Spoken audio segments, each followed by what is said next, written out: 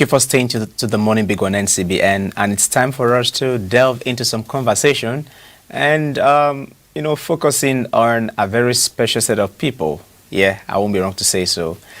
There's no doubt that women globally are contributing immensely to the global economy. And even here in Nigeria, we have women who are taking the forefront as far as the business environment is concerned. But really, what are some of the challenges that the women folk go through in the business environment? And how can the environment be better improved for them to deploy their potentials for maximum and optimum results? These are some of the issues we'll be looking at this morning in our conversation. And we have a guest with us in the studio. I'll just give Eunice a chance of introducing our guest this morning. Okay, so right here we have Mrs. Chima Cassandra. She is the CEO Comcast Concept, and she is here right here with us to discuss. She's a woman in business, definitely.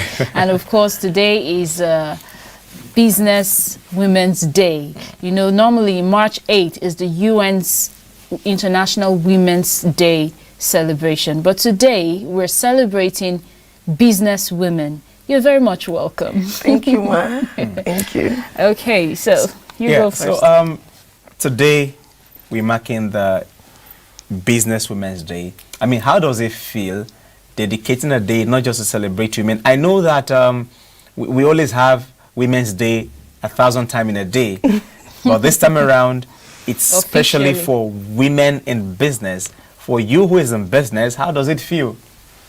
Wow. It's really a very wonderful thing. That shows that people out there really feel good about the women who are in business. So I think this opportunity is a very good one, and it will really make all of us, many of us, strong women who are struggling very hard to stand, not just waiting for the men, but to stand and stand well. So we feel good. Okay, so how have you been able, you're a businesswoman, so how have you been able to stand, let me use your words, stand and stand well in a male-dominated world? I say male-dominated because for obvious reasons, women were marginalized in some areas. You know, when a woman delves into certain ventures, they're like, you're a woman, you're not supposed to do that. You know, I watched a program, just coincidentally yesterday, a female carpenter, and she is doing awesome. She's so proud of the profession. So how have you been able to stand out in considering the kind of climate that we are in? It's not been easy. At least I started my business very low. A graduate, an MSc holder, no job. I thought of it, no money to start a big business, as people may say. I started selling pure water. Yes, that pure water. Till tomorrow, even if I become whatever I wish to be, I want to maintain the need for me to continue to hold on to that pure water. Wow. Yes, I started by selling it in bags with these boys that hawk the water. So if I buy 55 bags, they give me 5. I sell it as if there is no other thing I'm doing. I dress as if I'm going to work. People will be like, Madam, in fact, one man always give me lunch sometimes. He said, I just can't believe that you dress like this and come to sell pure water to these boys. And funny enough, these boys are my best friends. So with that, I grew to becoming a dealer in 7-Up Bottling Company. In fact, within the space of this COVID, I was able to become a distributor, a food distributor. So it's not been easy. These are business that men do, and then if women do them, sometimes when we go for meeting, they will be like, are you the one? It's really funny, but I just see myself doing it and very, very happy doing what I'm doing. Okay, there's no doubt. I don't know if I can ask this question, but how long have you been in the business space? Over 10 years. Oh, okay, then you have the experience. And I can see you, I don't know, you go ahead, go ahead. Okay, I was going to ask, how would you describe the business environment for women in Nigeria? How do you see the business environment treating the women folks in Nigeria? Well, the way some treat women is not really nice. But at the same time, many of us are ready to push up. And this thing you are doing nice will really help many of us.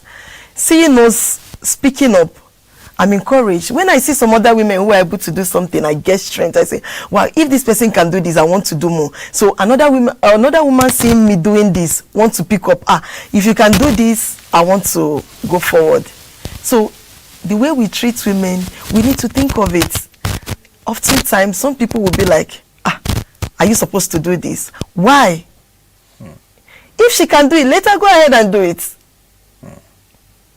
So if I can do it, if you as a man can do it, why won't the woman do it? Sure. And you know, gone are the days when certain things used to be restricted to just men. I remember while growing, we were readily, you know, especially when there are debates, to be like, what a man can do, a woman can do better. Sometimes we don't think these things true before we say them.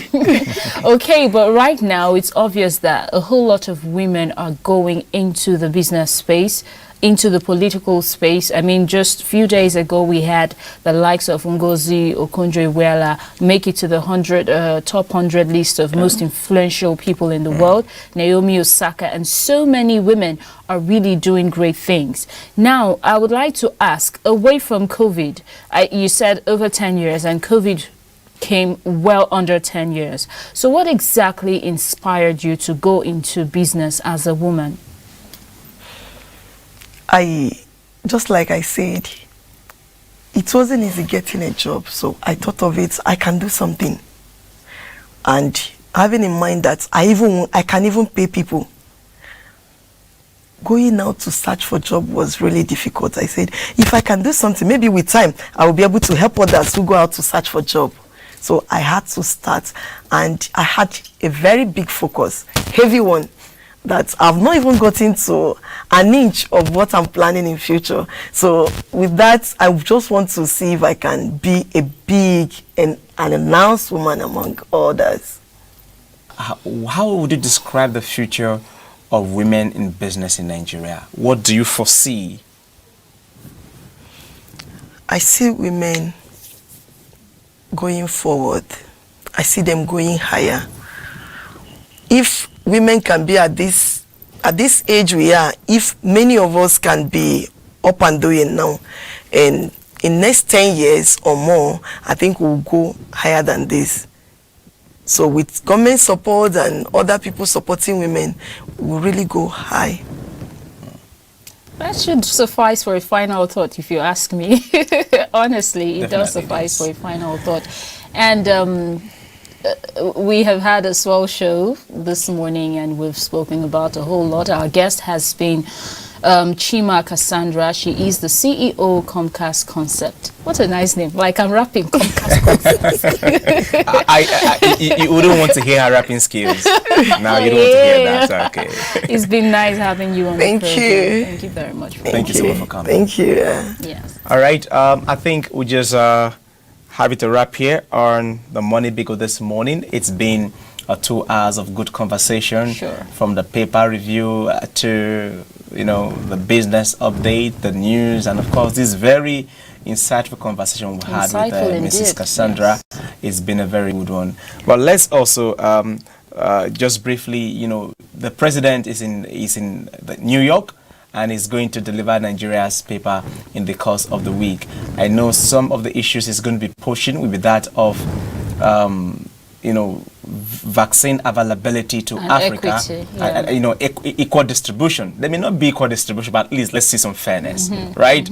So let's hope that the world will not just listen to African leaders and Nigerian leader in particular, but also do the needful and see how this paltry figure we have of 1.8 million Nigerians vaccinated out of over 200 million is increased and improved before the end of the year, because the truth is we've not even got it started already. China has vaccinated at least over 70% of its over a billion, 1.1 billion people within a few months. So what are we waiting for? It's time for us to wake up.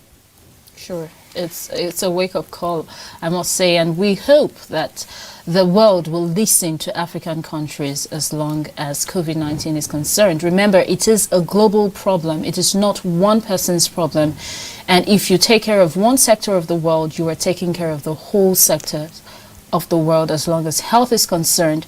We do hope you enjoyed the show this morning. Stay safe, keep social distance wherever you need to, use your face masks, wash your hands properly, sanitize your hands, and every other things that you've been hearing in the media. As long as protocols is concerned, I am Eunice Johnson. Thank you very much for watching.